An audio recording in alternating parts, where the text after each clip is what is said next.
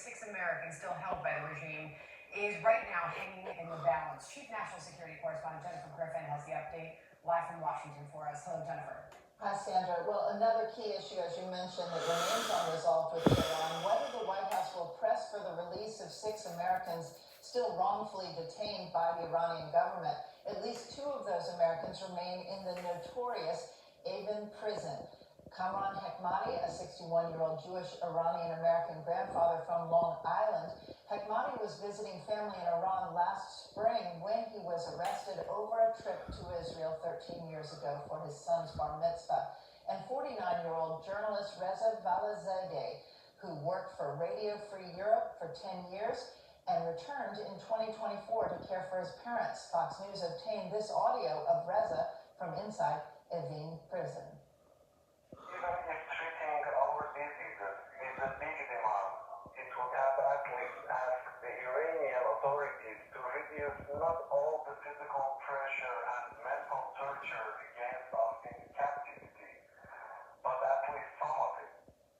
Reza's attorney, Ryan Fahey, is urging the administration to make the release of all detained Americans a priority, especially since the U.S. released more than 60 captured Iranian sailors back in May.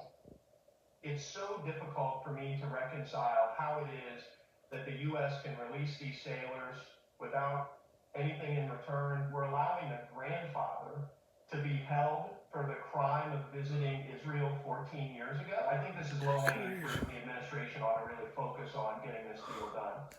One day before Operation Epic Fury began in February, Secretary of State Marco Rubio designated Iran a state sponsor of wrongful detention. The only other country with that label is Afghanistan.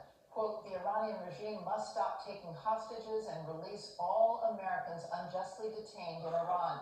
Steps that could end this designation and associated actions. The family of Kamran Hekmati in Great Neck, New York, wrote to President Trump on June 9th, asking him to prioritize the release of these Americans held by Iran. Quote, Kamran is not only an American citizen, he is a devoted father, husband, brother, and cousin, and a business owner who employs others. Today, he is also a cancer patient. He is battling bladder cancer without access to the medical care he urgently needs.